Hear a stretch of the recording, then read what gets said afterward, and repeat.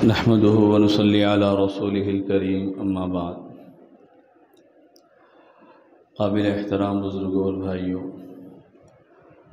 گزشتہ جمعہ بھی قربانی سے متعلق کچھ مسائل ذکر کیے گئے تھے، جن میں خاص کر قربانی کن لوگوں پر واجب ہے وہ ایک مسئلہ ذکر کیا گیا تھا، اور ایک مسئلہ یہ ذکر کیا گیا تھا کہ ایک بکرا پورے گھر کی طرف سے کافی نہیں ہوگا، بلکہ ایک گھر میں جتنے لوگ صاحب نصاب ہوں گے ان لوگوں کو ہر ایک کو اپنی طرف سے قربانی دینا لازم اور ضروری ہوگا۔ اس سلسلے میں جو روایتیں ہیں، جو حدیثیں ہیں، وہ بھی گزشتہ جمعہ آپ حضرات کے سامنے ذکر کی گئی تھی۔ اس موقع پر پہلی چیز جو ذکر کرنا ہے وہ یہ ہے کہ قربانی کے جانور کی کتنی قسمیں ہیں، کن جانوروں پر قربانی دی جا سکتی ہے، پہلے یہ مسئلہ۔ اس کے بعد دوسرا مسئلہ ہے کہ جانور کے اندر کیا عیب، کیا خرابی آنے کی وجہ سے وہ قربانی کے لیے قابل قبول نہیں ہوں گے۔ یہ جو بنیادی مسئلے بھی ہے، اہم مسئلے بھی ہے، قربانی کرنے والوں کو ان مسائل سے تعلق بہت زیادہ پڑتا ہے، ان مسائل کو جاننے کی ضرورت ہوتی ہے۔ پہلی چیز یہ ہے کہ کن جانوروں کی قربانی درست ہے، تو وہ 3 طرح کے جانور ہے کہ جن کی قربانی درست ہے۔ پہلے نمبر پر بکرا، بکری، مینڈا، دمبا، بھیڑ، یہ پوری ایک قسم میں شمار ہوتے ہیں، جس کو ہم چھوٹا جانور کہتے ہیں۔ وہ سارے کے سارے ایک قسم میں بکرا ہے، جس کے ضمن میں پالتو بھیڑ، دمبا اور مینڈا وغیرہ بھی شامل ہے۔ بکرا ہے تو ساتھ میں بکری بھی اس کے ساتھ شامل ہوں گی۔ یہ قربانی کے پہلے نمبر پر جانور ہے۔ دوسرے نمبر پر جانور ہے اونٹ، اور تیسرے نمبر پر جانور ہے بڑے جانور، گائے، بیل، بھینس۔ یہ 3 جانور ہے جس کی قربانی جائز ہے، اس کے علاوہ جانوروں کی قربانی جائز نہیں ہے۔ تو خلاصہ یہ ہے کہ 3 قسم کے جانور ہے کہ جن کی قربانی دی جاتی ہے۔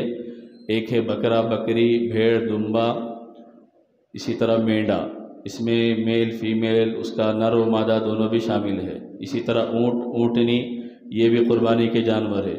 اور تیسرے نمبر پر گائے، بیل، بھینس، کٹرا، یہ جانور بھی قربانی کے ہیں۔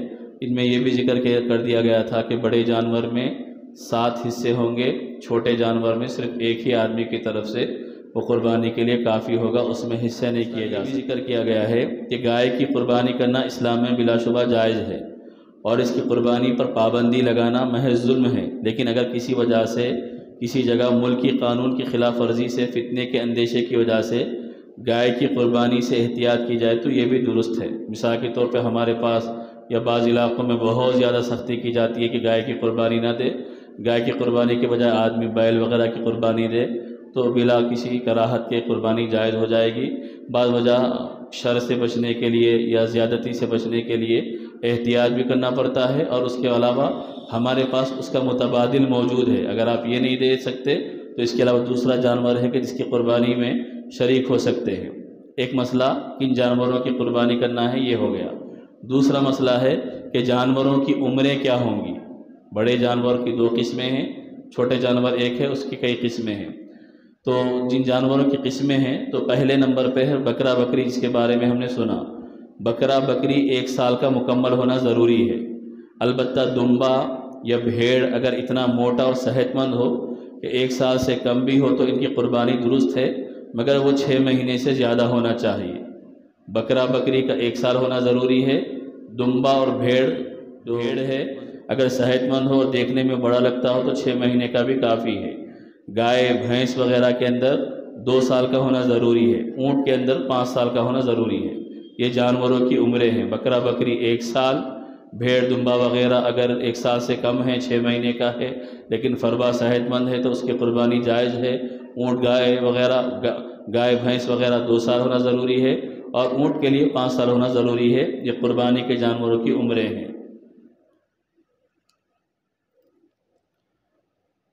اب اس کے ساتھ ایک مسئلہ یہ بھی ہے کہ قربانی کے جانوروں جو بڑے جانور ہوتے ہیں، بڑے جانور میں سب قربانی کی نیت سے بھی شریک ہو سکتے ہیں، یا ایک آدمی قربانی کے علاوہ نیت کے کوئی عقیقے کی نیت سے شریک ہو گیا، حصہ لے لیا، تو بھی اس طرح قربانی کے جانور کی قربانی کرنا درست ہو جائے گی۔ مثال کے طور پر 7 حصے ہیں، اس میں سے کوئی آدمی 5 حصے قربانی کے ہے اور 2 حصے کوئی شریک ہو رہا عقیقے کی نیت سے، تو عقیقے کی نیت سے بھی قربانی کے جانور میں حصہ لینے سے سب کی قربانی ادا ہو جائے گی اور اس کا عقیقہ بھی ادا ہو جائے گا۔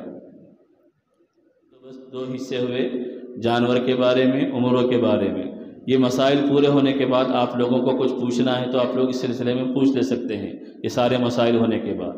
اب یہاں سے کچھ مسائل ذکر کیے گئے ہیں۔ عیب دار جانوروں کی قربانی، کون سے جانور قابل قبول نہیں ہوں گے اور کن جانوروں کی قربانی کی جا سکتی ہے۔ تو پہلے نمبر پر یہاں مسئلہ ذکر ہے، جس جانور کی سینگ کا کچھ حصہ اوپر سے ٹوٹ گیا ہو یا اس کا خول اتر گیا ہو، اس کی قربانی درست ہے۔ لیکن اگر سینگ ٹوٹنے کا اثر دماغ تک پہنچ گیا، یعنی دماغ کی ہڈی میں سوراخ ہو گیا ہو، تو اس کی قربانی درست نہیں ہے۔ جس جانور کی سینگ کا کچھ حصہ ٹوٹا ہوا ہے، یہ آگے مسئلہ ہے کہ جس جانور کے پیدائشی طور پر سینگ ہی نہیں ہے، پیدائشی طور پر سینگ نہیں ہے، یا سینگ ہوئے تھے لیکن اس کو کاٹ کر جلا دیا گیا، اب سینگ ہونے کا کوئی امکان نہیں ہے، تو ایسے جانور کی قربانی کر سکتے ہیں۔ لیکن سینگ ایسا نکل گئی جڑ سے کہ اندر کا گودا نظر آ رہا دماغ کا، اس کے سر کا، تو اس صورت میں اس کو جانور کی قربانی جائز نہیں ہے۔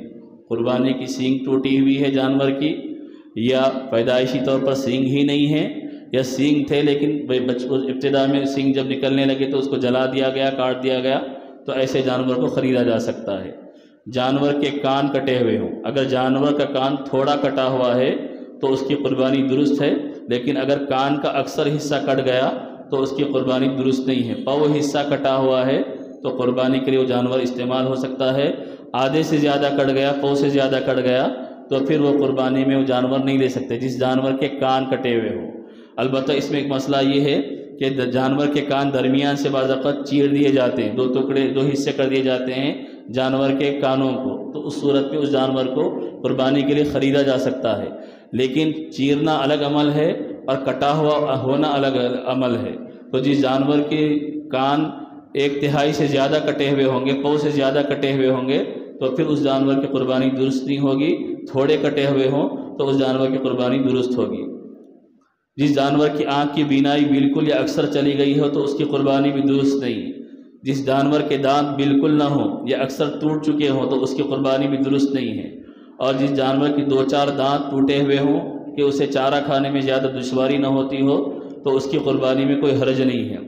زبان کٹے ہوئے جانور کی قربانی، زبان کٹا ہوا جانور جو چارہ چرنے پر قادر نہ ہو تو اس کی قربانی جائز نہیں ہے۔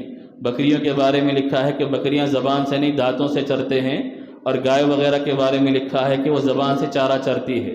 تو اس میں یہ دیکھا جائے گا کہ اگر بکری کی ہے تو چونکہ وہ دانت سے کھاتے ہیں اور زیادہ کٹی ہوئی نہیں ہے تو بکری کی قربانی درست ہو جائے گی۔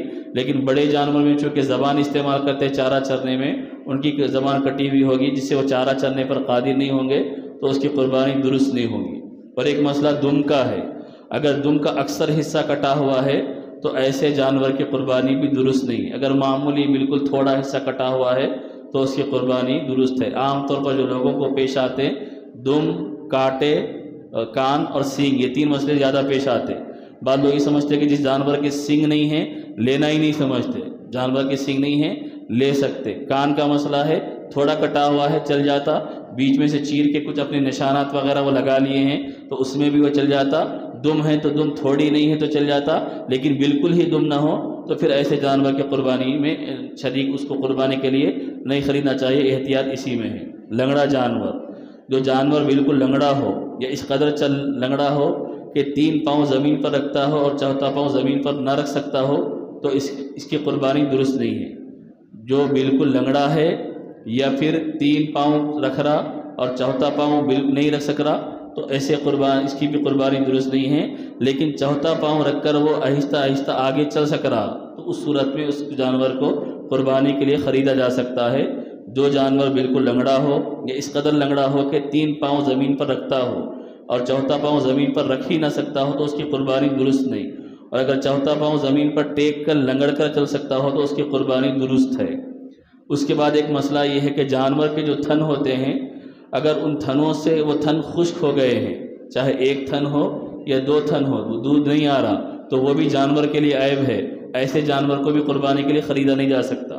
بکری کے 2 تھنوں میں سے 1 تھن اگر خشک ہو جائے یا کاٹ دیا جائے تو اس کی قربانی درست نہ ہوگی، اور اگر گائے یا اونٹ کے 2 تھن کٹ جائیں یا سوکھ جائیں تو اس کی قربانی بھی جائز نہ ہوگی، لیکن اگر گائے یا اونٹنی کے 4 تھنوں میں سے صرف 1 تھن کٹ جائے تو اس کی قربانی درست ہوگی، یہ بڑے جانور کے لیے، لیکن چھوٹے جانور کے لیے 2 تھن بھی درست ہونا ضروری ہے۔ کوئی ایسا جانور خریدا جو حاملہ گھابن جانور جس کو کہتے ہیں، جس کے پیٹ میں بچہ ہو، تو اس جانور کی قربانی اگر ولادت کا وقت، اس کی پیدائش کا وقت قریب ہو تو لکھا ہے کہ اس جانور کو قربانی نہ دے، دوسرے جانور کو خریدے تاکہ اس کے ساتھ زیادتی نہ ہو جائے کہ جس کے پیٹ میں بچہ ہو۔ اگر بچہ نکل جائے، اگر زندہ نکلا تو اس کو ذبح کیا جائے گا، زندہ نہیں نکلا تو اس کو پھینک دیا جائے گا، اور اگر اس کو کوئی رکھ لے پالنے کی نیت سے تو وہ اپنی ذات کے لیے استعمال نہیں کر سکتا، جب بڑا ہو جائے تو اس کا گوشت صدقہ کر دینا پڑے گا، اس وجہ سے کہ قربانی کے جانور سے نکلا ہوا جانور تھا جو اس وقت ذبح کرتے وقت۔ خصی جانور کی قربانی، خصی جانور کی قربانی نہ صرف جائز بلکہ افضل اور مسنون ہے۔ قربانی کا جانور خریدنے کے بعد عیبدار ہو گیا، یعنی جو خرابیاں ذکر کی گئی تھی، آپ جس وقت خریدنے گئے تھے اس وقت تو اچھا تھا، کان بھی اچھے تھے، پیر بھی اچھے تھے، آنکھ بھی اچھے تھے، دانت بھی اچھے تھے، دم بھی صحیح، سب صحیح تھی، لیکن خرید کے لانے کے بعد اس کے اندر کوئی عیب آ گیا، آنکھ خراب ہو گئی، یا پھر اس کے دانت ٹوٹ گئے، یا اور کوئی خرابی پیش آ گئی، تو اس وقت دیکھا یہ جائے گا کہ جو خرید کر لایا تھا اگر وہ مالدار ہے تو دوسرا جانور خریدے گا، اگر مالدار نہیں ہے، غریب ہے، وہ خریدا تھا تو اسی جانور کی قربانی دے دے گا۔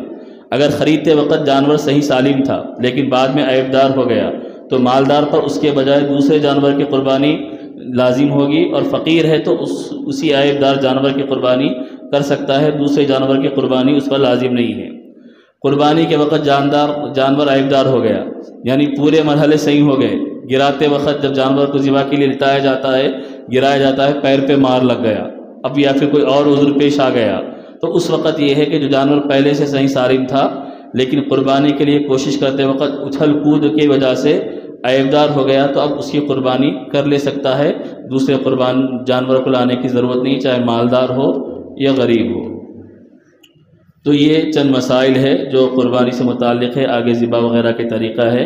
تو ایک تو یہ آپ کے سامنے 3 باتیں آئیں، ایک تو کن جانوروں کی قربانی کرنا ہے، دوسرا جانوروں کی عمر کیا ہونا چاہیے، تیسرا کون سے عیب کی وجہ سے جانور کی قربانی درست نہیں ہوگی۔ خلاصہ آپ ذہن میں رکھیں، چھوٹے جانور میں بکرا، بکری، بھیڑ، دمبا، مینڈا، یہ چھوٹے جانوروں میں، بڑے جانور میں بیل، گائے، بھینس، اس کے بعد تیسرے نمبر پر اونٹ اور اونٹنی، یہ جانور ہے جس کی قربانی کی جاتی ہے اور ان کے علاوہ جانوروں کی قربانی نہیں کی جا سکتی۔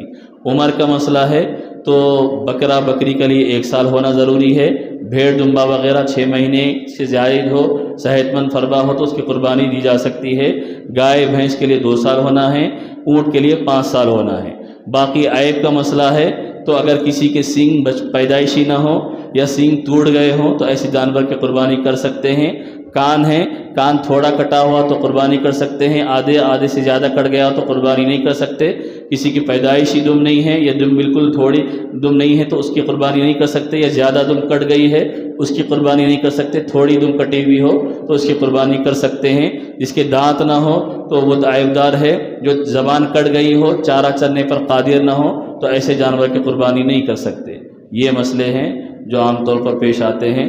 باقی اس کے علاوہ ہے کہ اللہ تبارک کو ایک تو یہ ہے کہ صاحب نصاب کو قربانی دینا ہے، اگر اللہ نے وسعت دی ہے وہ اپنی قربانی کے ساتھ اپنے گھر کے کسی بڑے کی طرف سے قربانی کر رہا تو جائز ہے۔ عام طور پر لوگوں کے ذہنوں میں مسئلہ یہ ہے، بچہ کمانے لگ گیا، قابل ہو گیا تو باپ کی طرف سے قربانی کرے یا ماں کی طرف سے قربانی کرے۔ مسئلہ یہ نہیں ہے، مسئلہ یہ ہے کہ جو صاحب نصاب، صاحب وسعت ہوگا، پہلے وہ اس کے اوپر قربانی واجب ہوگی، اس کے بعد اللہ نے مزید گنجائش اس کی دی ہے تو وہ اپنے ماں باپ کی بھی کر سکتا ہے، دونوں میں سے کسی ایک کی بھی کر سکتا ہے، یا ایصال ثواب کی نیت سے کسی کی بھی کر سکتا ہے، لیکن پہلے جس پر قربانی واجب ہے وہ اپنا ذمہ ادا کرنے والا بنے، اس کے بعد گنجائش ہو تو موجودہ لوگوں کے نام سے بھی کی جا سکتی ہے، مرحومین کے نام سے بھی کی جا سکتی ہے، اس میں کسی قسم کا اختلاف اور اس میں کسی قسم کی تفریق نہیں ہے۔ باقی آپ حضرات کو ان جانوروں کے مسائل کے سلسلے میں کچھ معلوم کرنا ہو تو پوچھ سکتے ہیں۔ اللہ تبارک و تعالی صحیح معاملہ کی توفیق عطا فرمائے۔